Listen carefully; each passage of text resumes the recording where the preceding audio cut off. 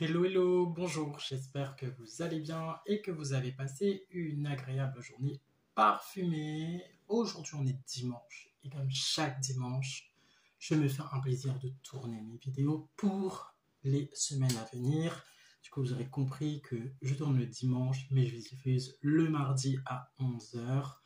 Ce n'est plus un secret du coup pour mes 270 environ abonnés actuellement sur cette chaîne. Je vous remercie tous euh, de votre abonnement, de votre fidélité. Merci pour vos commentaires, merci pour vos likes. C'est reparti du coup pour une nouvelle vidéo. Je voulais, ça fait un petit moment en fait que je voulais parler de l'atelier Matéri. Donc, c'est ces échantillons que j'avais reçus de la parfumerie de niche de Bourges. Donc, j'avais eu Rosendo Matteo et Atelier Matéri, 5 échantillons à découvrir. Vous allez du coup dans cette vidéo avoir mon avis sans filtre et bien sûr à la fin je vous dirai pourquoi je n'achèterai jamais de parfum de chez Atelier Matéri. Voilà. Donc, cette année, moi, j'ai décidé d'être vraiment sans filtre et du coup, de faire les choses plus ou moins à ma manière et voilà, selon mes valeurs. Aujourd'hui, je suis amateur en parfum. Et quand j'ai commencé, je n'avais pas forcément la collection de parfums ou les parfums. Voilà, j'ai appris un petit peu sur le tas. Et si vous remontez dans mes vidéos, je me suis pris de passion en répondant du coup aux demandes spontanées des échantillons. Et c'est comme ça que je me suis un petit peu intéressé au parfum, au monde du parfum. Je ne vous cache pas que j'ai fait aussi quelques VDI en parfum. Du coup, voilà. Bien, alors, Rosendo Atelier Matéri. Je ne sais pas pourquoi je parle de Rosendo Matéri. Du coup, parce que je me suis replongé un petit peu dans la marque aussi et de ce que j'ai pu découvrir. Honnêtement, sur Atelier Matéri, j'en ai testé un qui était normalement dans ma wishlist et qui est devenu dans ma blacklist. Je vous dirai à la fin de la vidéo de toute façon. Nous allons du coup partir sans plus attendre vers le premier échantillon. Bois. Non, c'est pas celui-là. Et du coup, c'est Santal Blanc. Le Santal Blanc. Alors, le Santal Blanc, nous sommes sur un boisé ambré. Et ce sont des flacons à 230 € qui sont quand même un peu coûteux. Donc d'accord, c'est de la parfumerie de niche, mais ils ont quand même un très très beau flaconnage. Ça, on ne peut pas l'enlever à cette marque. 230 €, c'était un petit peu l'investissement que j'aurais dû mettre sur un des parfums à peu près avril, voilà, pour mon anniversaire. Enfin bref, mais je vous en dirai plus à la fin de la vidéo. Nous sommes sur un Santal Blanc et là nous sommes sur un boisé ambré. En note de tête, nous avons de la bergamote et de la cardamone. En note de cœur, vous avez du jasmin et du santal. En note de fond, vous avez de l'hinoki, de bourbon et de la fève de tonka. Là, nous sommes sur quelque chose de boisé, un peu... alors, ce côté bois un petit peu travaillé, un petit peu, voilà, avec un côté d'ambre, mais voilà, c'est une très belle fragrance.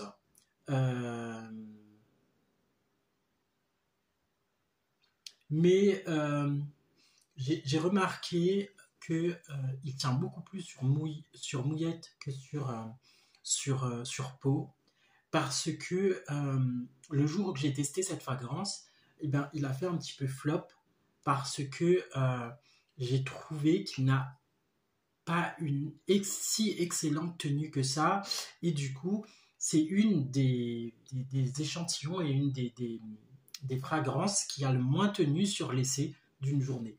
Mais sur mouillette, c'est-à-dire en appliquant sur quelque chose, si vous voulez parfumer quelque chose, etc., il a une tenue de ouf. Mais sur peau, alors c'est pas... voilà, ça a fait effet flop, j'ai hyper été déçu. Les gens ne s'intéressent même pas au parfum, c'est-à-dire que même c'est pas une odeur que vous avez l'habitude d'avoir dans d'autres maisons de parfum. Donc du coup, généralement, si c'est pas une odeur commune aux autres, les gens vous posent toujours la question: tu portes quoi comme parfum aujourd'hui? Et là, c'était pas du tout le cas. C'est pour ça que j'ai mis que ce parfum, il a fait effet flop total. Donc voilà. Ensuite, nous allons passer sur la deuxième fragrance, c'est le cuir de Milan. Et là, du coup, nous sommes toujours aux mêmes ordres de prix, 230 €, même flaconnage. Là, du coup, la maison garde son même ADN, ne change pas de flacon du coup. Et là, nous sommes sur un cuir. Nous avons en note de tête de la cardamome, de la feuille de violette. En note de cœur, vous avez du rose cuir. Et en note de fond, vous avez du patchouli et du tabac. Moi, honnêtement, c'est pas le parfum que je kiffe total par rapport aux notes qui sont données dans cette composition olfactive. Ce qui me dérange, c'est les notes de tabac et les notes de cuir. Alors, j'ai l'impression qu'il y a un cuir vachette à l'intérieur. Je ne sais pas si vous êtes déjà rentré dans un magasin de chaussures de cuir, voilà, où le cuir est très très prononcé. Il prend légèrement à la gorge et il m'est juste désagréable à porter. Franchement, c'est un parfum qui ne me convient pas. Qui peut peut-être vous convenir si vous aimez les notes de cuir et les notes de tabac. Mais voilà, pour moi, à mon niveau, il passe pas du tout. Ensuite, nous avons l'iris d'ébène. Donc là, nous sommes sur un floral cuir.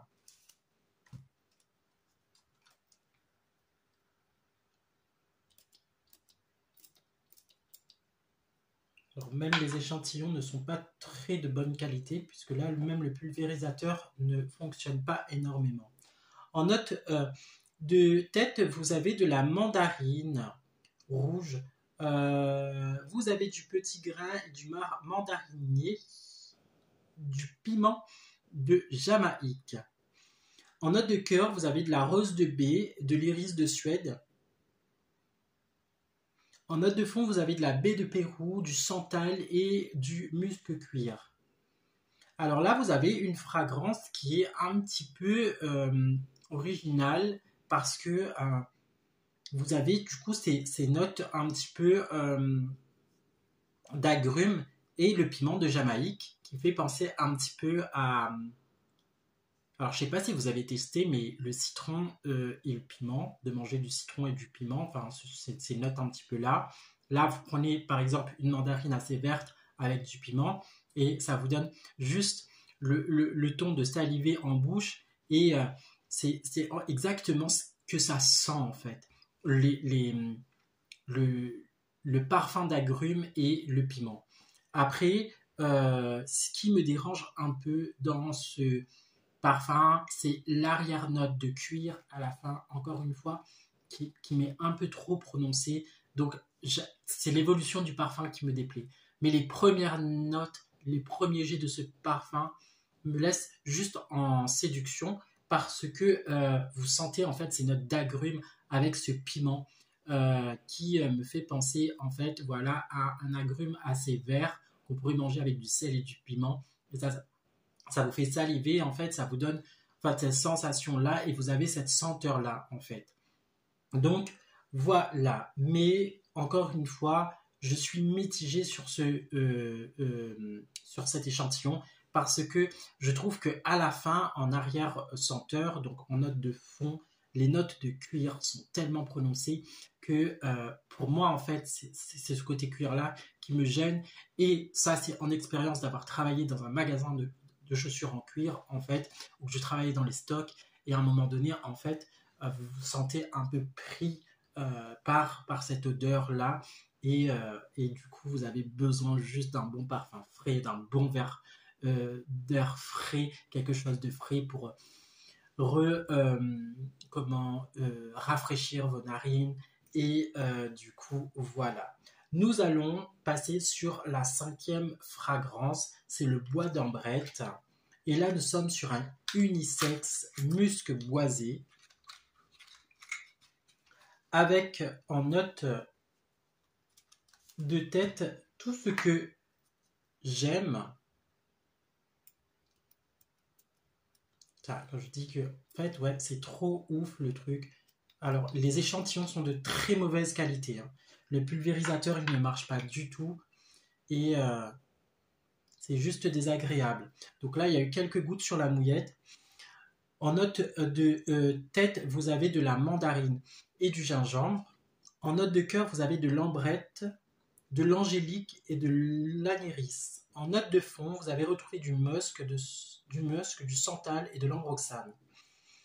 Et là, sur cette fragrance, vous avez juste en début des mandarines gingembre qui fait penser un petit peu à une tasse de thé agrumes gingembre avec le côté santal.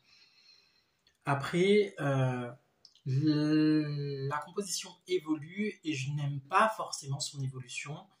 Moi, je me serais juste arrêté sur les notes de mandarine gingembre, à la rigueur avec le musk et l'ambrette. Mais bon, après, je pense que comme il n'y a pas beaucoup sur la mouillette parce que l'échantillon ne fonctionne pas et de très mauvaise qualité, je n'ai pas eu un spray généreux et du coup, j'ai pas pu non plus tester le parfum correctement juste parce que l'échantillon est de très mauvaise qualité.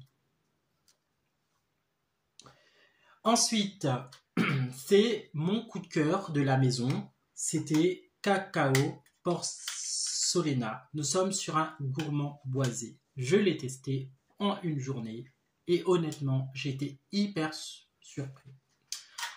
Je vous explique en gros. Donc du coup, je l'ai porté pour travailler. Je n'ai pas eu forcément de compliments en me disant que mon parfum, il était top, waouh, etc. Par contre, les gens se sont posé la question, quel était ce parfum? Voilà. Mais de dire que mon parfum était waouh, etc. et tout, non. Là, nous sommes sur un gourmand boisé. En note de tête, nous allons retrouver du cacao blanc, du rhum et de l'immortel. Nous allons retrouver en note de cœur du jasmin d'Inde, du tabac blanc et du davana. En note de fond, vous allez retrouver du patchouli, du santal et de la fève de tonka. Et là, nous avons en fait une fragrance très cacao, très noisetté, mais avec les notes de rhum. Donc du coup, vous avez un cacao au rhum, un peu une boisson un petit peu lactée au rhum.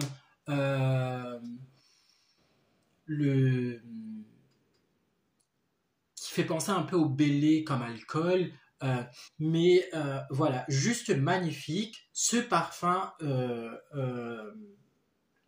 en note, je l'ai mis, c'est une fragrance hyper discrète, honnêtement. Elle est discrète, elle n'est pas entêtante, elle est juste gourmande. Elle est juste surprenante parce qu'à un moment donné de votre journée, et je l'ai mis du coup pour aller travailler, à un moment de la journée, on ne le sent plus. Il suffit que vous êtes pris par un vent frais, etc. et vous avez les notes et que ça vient réveiller du coup votre parfum sur vous et c'est juste magique. Et du coup, voilà, ça fait une sorte de va-et-vient. Il n'est pas entêtant, il ne laisse pas un sillage de ouf derrière. En fait, il faut venir le réveiller, on va dire, un petit peu. Et c'est juste magique. C'est quelque chose qui est plus ou moins discret. Voilà. Et pour la petite histoire, ce parfum était dans ma wishlist. Alors, comment vous dire que cette année, en fait, moi j'ai décidé de composer du coup mes vidéos selon mes recherches que j'avais fait dans le temps. Et il s'avère que cette maison sur Facebook, j'avais déjà demandé en demande spontanée voilà, d'avoir éventuellement quelques échantillons gratuits. Alors, ce qu'il faut savoir, c'est que les maisons ne sont pas obligées de m'envoyer des échantillons. Mais il est toujours agréable de recevoir une réponse, qu'elle soit positive ou négative. Et je me suis rendu compte en tournant cette vidéo que quand je vais sur la barre de discussion, que la marque n'a pas répondu à ma demande et m'a tout simplement bloqué. Donc, j'espère que quelqu'un de cette marque regardera cette vidéo et j'ai juste à dire que vous avez de belles références.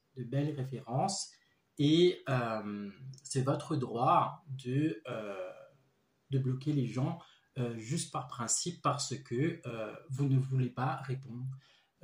Ça fait partie du marketing, ça fait partie de la communication de répondre à ces détracteurs.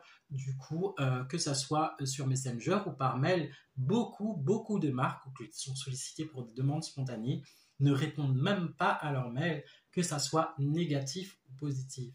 Et ça fait partie du marketing.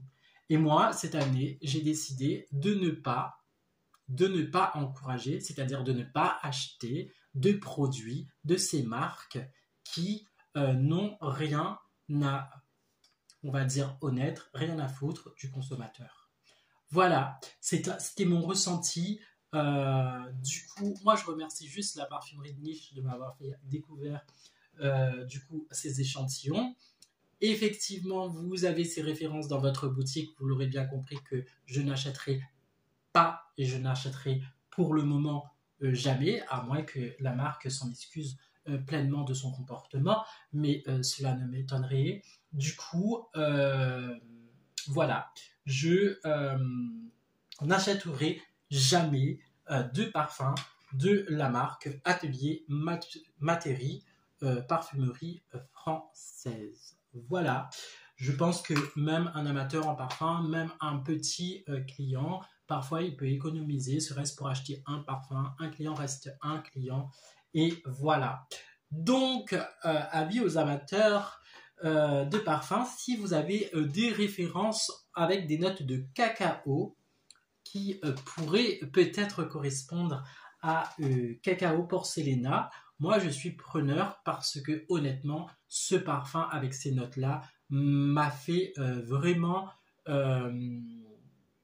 plaisir et correspond un petit peu à ma catégorie de parfum. Voilà, j'espère que cette vidéo t'aura plu. J'espère que surtout mon franc-parler t'aura plu. C'est pas parce que voilà, je n'ai pas eu d'échantillon que j'ai écrasé aussi la marque. Il y a des fragrances qui m'ont plu dans ces 5 échantillons et d'autres qui m'ont moins plu. Manque de peau pour la référence qui m'a plu et que je devais du coup l'acheter incessamment sous peu, et ben c'est perdu pour eux. Voilà, j'espère que cette vidéo t'aura plu. Je te laisse du coup me laisser un commentaire, un petit like, partager cette vidéo et je te dis à très bientôt pour une prochaine vidéo parfumée. Amateur en parfum, vous pouvez aussi également me retrouver sur TikTok et Instagram et je vous fais plein de bisous parfumés. À très bientôt pour une prochaine vidéo.